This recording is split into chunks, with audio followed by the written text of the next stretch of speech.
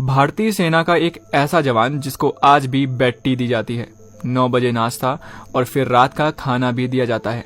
उनके बूट रोज पॉलिश किए जाते हैं और वर्दी पर प्रेस की जाती है। आप सोच रहे होंगे ये तो सेना का एक ऑफिसर के दिनचर्या का हिस्सा है, लेकिन आप जानकर हैरान हो जाएंगे, हम जिनके बारे में बात कर रहे हैं वो शहीद हो चुके हैं, लेकिन इसके बाद भी उन्हें जीवित सैनिक की तरह पूरा सम्मान दिया जाता है। उस जवान का मंदिर भी है जिसमें रोज पूजा अर्चना होती है। कहा जाता है कि ये सैनिक आज भी चीन बॉर्डर पर पहरा देता है।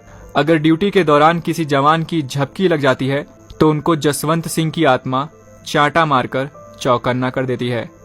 हम बात कर रहे हैं शहीद जसवंत सिंह रावत जी की, जिसने अकेले 300 चीनी सैनिकों को मौत के घाट उतार दिया। जसवंत सिंह रावत का जन्म 19 अगस्त 1941 को पौड़ी गढ़वाल के बेरुल गांव में गुमान सिंह रावत के घर में हुआ था। 17 नवंबर 1962 में चीनी सेना ने भारत पर हमला कर दिया था और तवांग से आगे निकलते हुए अरुणाचल प्रदेश के नुरांग पहुंच गई थी। उधर जसवंत सिंह रावत 1000 फीट की ऊंचाई पर स्थित नुरांग पोस्ट पर ड्यूटी दे रहे थे। चीन भारत के इस क्षेत्र पर कब्जा जमाना चाहता था। इस दौरान भारतीय सेना की गढ़वाल राइफल की 4थी बटालियन को नुरांग पुल की सुरक्षा के लिए तैनात किया गया था। चीनी सेना बड़ी तादाद में थी, वहीं गढ़वाल राइफल की इस बटालियन में चीनी सेना के मुकाबले बहुत ही कम सैनिक थे, इसलिए चीनी सेना भारतीय सेना पर हावी हो रही थी, जिसको देखते हुए भारतीय सेना ने गढ़वाल राइफल की 4थी बटालियन को वापस बुला लिया। पलटन वापस लौट रही थी, लेकिन जसवंत सिंह रावत, गोपाल सिंह गुसाई और लांस नायक त्रिलोक सिंह नेगी ने ऑर्डर न मानते हुए वापस लौटने से इनकार कर दिया। इस लड़ाई में लांस नायक, त्रिलोक सिंह नेगी और गोपाल गुसाई चीनी सैनिकों का बहादुरी से सामना करते हुए शहीद हो गए, जिसके बाद 18 नवंबर को 21 साल के जसवंत सिंह रावत ने मोर्चा संभाला और 72 घंटे तक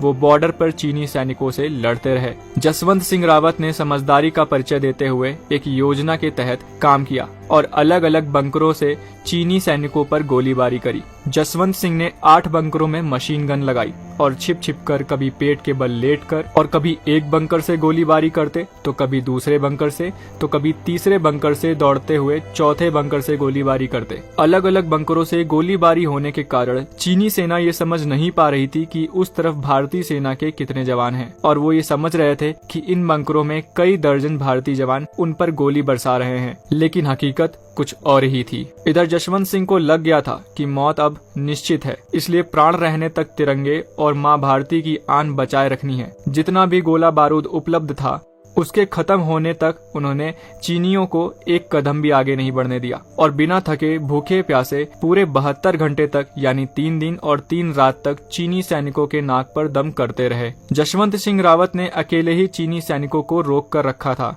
और अलग अलग बंकरों से फायरिंग करते हुए 300 से अधिक चीनी सैनिकों को ढेर कर दिया था। इस दौरान 2 स्थानीय लड़कियों ने जसवंत सिंह की मदद करी, जिनका नाम शेला और नूरा था। जसवंत सिंह जिस भी चीनी सैनिक को मारते, ये दोनों बहनें उस जवान की राइफल और हथियार जसवंत सिंह को लाकर देती। चीनी सैनिकों को मारते मारते जसवंत सिंह बुरी तरह से घायल हो चुके थे। जब उन्होंने देखा कि चीनी सैनिकों ने उन्हें चारों तरफ से घेर लिया है तो उन्हें एहसास हो गया कि उनको पकड़ लिया जाएगा, तो उन्होंने युद्ध बंदी बनने से बचने के लिए एक गोली खुद को मार दी। चीनी सेना के कमांडर ने जब ये देखा कि सिर्फ एक जवान ने चीनी सैनिकों के नाक में दम कर रखा था और 300 चीनी सैनिकों को ढेर कर दिया, तो चीनी कमांडर को ये बर्दाश्त नहीं हुआ, तो गुस्से में चीनी कमांडर जसवंत सिंह का सर काटकर अपने साथ ले गया। जिसके बाद भारतीय सेना और टुकड़ियां युद्ध स्थल तक पहुंच गई। उन्होंने चीनी सेना को आगे बढ़ने से रोक दिया। इस बहादुरी के लिए जसवंत सिंह रावत को महावीर चक्र और गोपाल सिंह और त्रिलोक सिंह को वीर चक्र दिया गया। उधर जसवंत सिंह की बहादुरी से चीन इतना प्रभावित हुआ कि लड़ाई खत्म होने के बाद उन्होंने शहीद जसवंत सिंह का सिर लौटा दिया। साथ ही साथ एक पीतल का सिर और उनकी प्रतिमा बनाकर भारतीय सेना को भेंट भी करी, जो आज भी उनके स्मारक में लगी हुई है। स्थानीय लोगों के मुताबिक जिस इलाके में मोर्चा उन्होंने संभाला था उस जगह वो आज भी ड्यूटी करते हैं। सेना में ऐसी मान्यता है कि जिस भी जवान को सीमा पर ड्यूटी के दौरान झपकी लग जाती है उसको जसवंत सिंह की आत्मा चांटा मारकर चौकन्ना कर देती है। अब आप सभी लोग इस वीडियो को इतना शेयर कीजिए कि भारत का बच्चा बच्चा भारत माँ के इस लाल के बारे में जान सके। अगर आपको ये वीडियो पसंद आया है तो इस वीडियो को लाइक करें और हमारे पेज रेडियो खुशी 90.4 FM को फॉलो करना बिल्कुल ना भूलें।